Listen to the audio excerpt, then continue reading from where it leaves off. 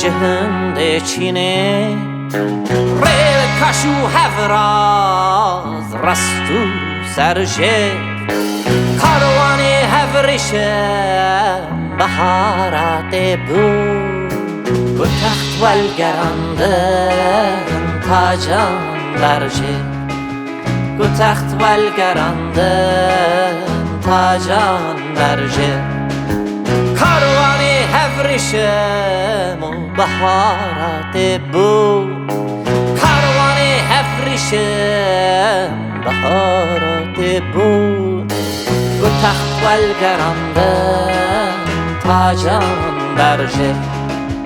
و تخت والگرندن تاجان درجه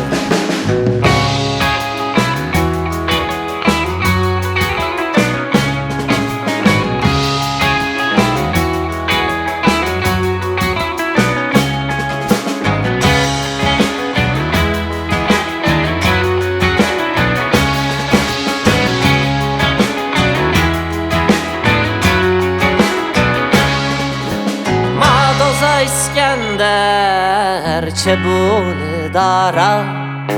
مبستا جنگیز تیمور ما چه بود گونه تالانو تاجان بود یلو ولید ابنی ولید چه ماهات بود ولید ابنی ولید چه ماهات بود تالانو تاجان بود گلو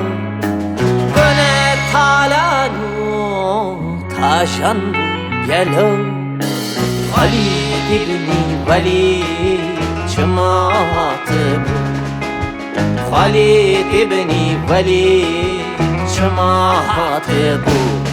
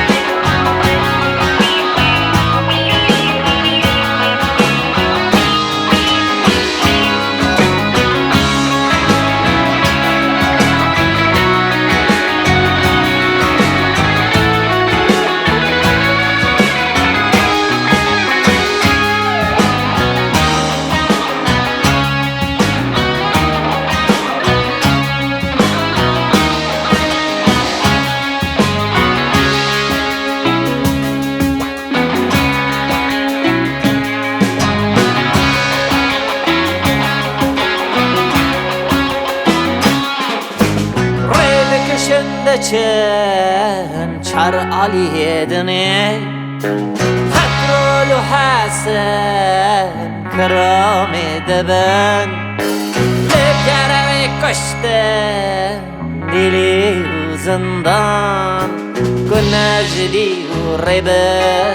لما دزبر گنجلی و ربه لما دزبر لبگره کشتن دلی و زندان لبگره کشتن دلی و زندان گنجلی و ربه لما دزبر گنجلی و ربه لما دزبر